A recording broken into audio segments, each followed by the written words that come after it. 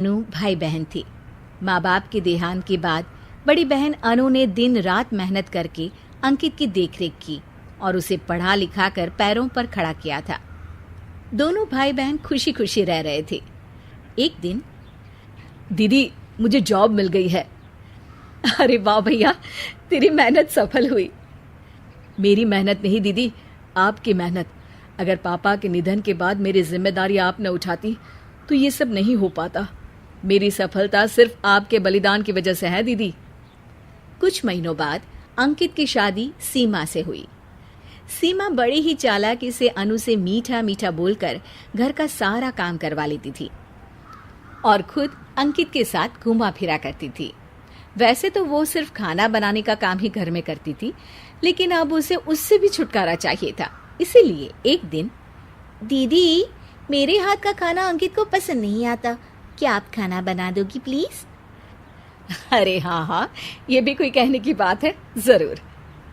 सीमा इस बात से मन ही मन बड़ा खुश होती है और अगले दिन के झाड़ू पोछे के काम से छुटकारा पाने के लिए एक और तरकीब लड़ाती है। हॉल में जोर जोर से कराहने लगती है। उसके कराहने की आवाज सुनकर अनु हॉल में भागती हुई आती है। क्या हुआ सीमा? दीदी, लगता है मेरी कमर अकड़ गई है। वो क्या है ना, मुझे झाड़ू पोछा करने की आदत नहीं है ना। मेरी मम्मी पापा ने मुझसे कभी ये काम नहीं करवाया। अरे कोई बात नहीं, झाड़ू पोछा ही तो है, मैं कर लिया करूंगी। ऐसे ही धीरे धीरे सीमा ने घर के सारे कामों का बोझ अनु पर डाल दिया। घर का सारा काम अनु करती थी, फिर भी सीमा को अनु से छुटकारा चाहिए था। इसलिए एक दिन वो अंकित के ऑफिस से लौटने से ठीक पहले ढेर सारे कपड़े लेकर धोने का नाटक करने बैठ जाती है।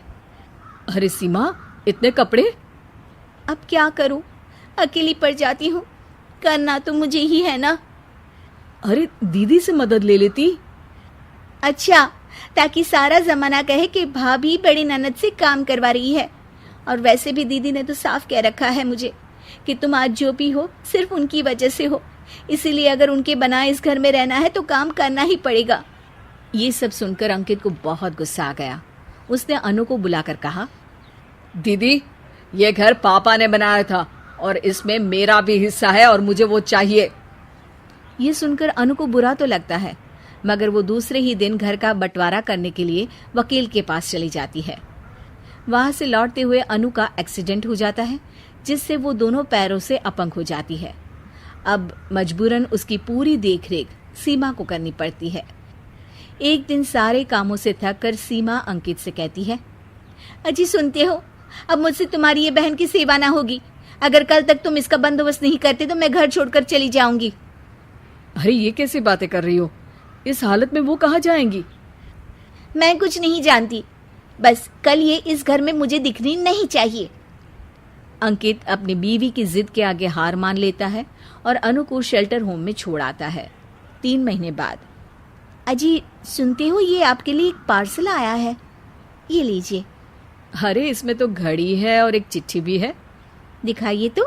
अरे वाह, बड़ी ही सुंदर घड़ी है, लेकिन ये आपको भेजी किसने? पता नहीं, शायद चिट्ठी में कुछ लिखा हो।